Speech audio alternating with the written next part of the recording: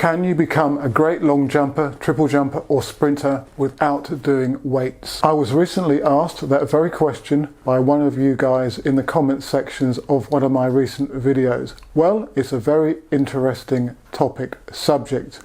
I believe that it is possible to become a top jumper or sprinter without doing weights specifically.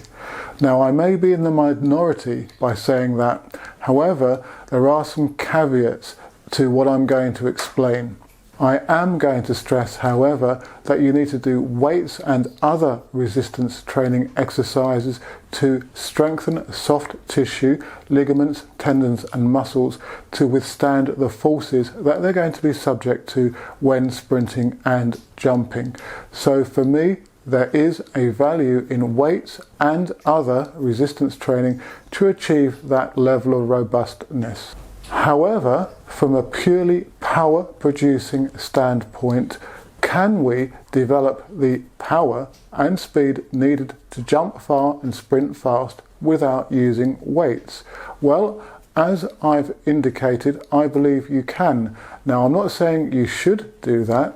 However, there is the distinct possibility that you can maximize your speed and your elastic and reactive strength without doing weight training, and that's crucial for maximum velocity running and also for the long jump and triple jump takeoffs, for example. Obviously, you've got plyometrics.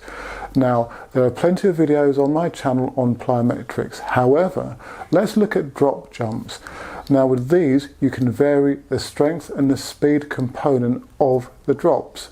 So, if you come down from a lower height, circa 60-70 centimeters, then the emphasis is going to be on developing speed. However, if you come down from 90 to 110 centimeters in height, then you're going to be looking at more of a strength benefit from the exercise. Yes, the reaction to the contact is still going to be in milliseconds, much faster than you can lift a weight, but the difference in the time frames of the contact is going to have more of a speed or a strength component. So by manipulating the drop height, you can increase greater strength component of the reaction or a greater speed component of the reaction. So you've got a way of strength training with drop jumps. Now, of course, there are a whole array of plyometric drills, exercises that you can do to develop your sprinting and your jumping. You've speed bounds, you've standard bounds going for distance, slower contact versus quicker contact. So again, we have a similar analogy to the height of the drop jump. So we can manipulate the type of plyometric drill that we do in order to develop slightly different types of power. Power that may benefit you, for example, more at the start of a race, sprint race, or power that was going to benefit you more for the maximum velocity phase. So by working different types of plyometrics, we can develop different types of power, as I gave the example again with drop jumps. Okay, a few more ideas to develop strength and power without using weights. Exercise cycles. If you crank the resistance up to a high level and try to rotate the pedals as fast as you can for 10 to 15 second bursts, you're doing, in a way, a type of very heavy resistance weight or resistance training. And I suggest that the power that you generate when turning those pedals will be as superior or equal to that you're achieving when trying to shift a very heavy weight, for example, when squatting as fast as possible.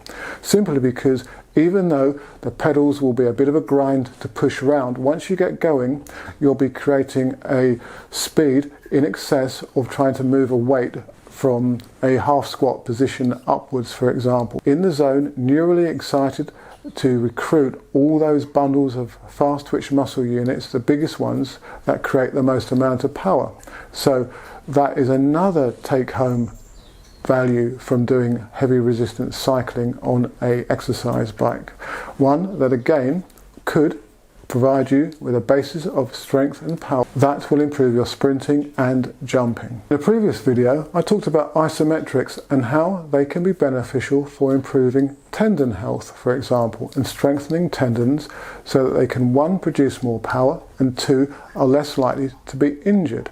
Well, you can do isometric exercises with body weight, and there will of course be a transference there. So yes, you can do isometrics in the gym using weights, but you can use body weight as well. Medicine ball and shot put throwing.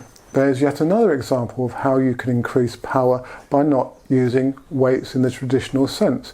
By throwing a shot put or a medicine ball overhead, forwards, sideways, etc., using the legs where possible as well, you're going to create a lot of power, and that power is going to be produced quickly. So again, you have another mechanism for improving strength and power without going into the gym.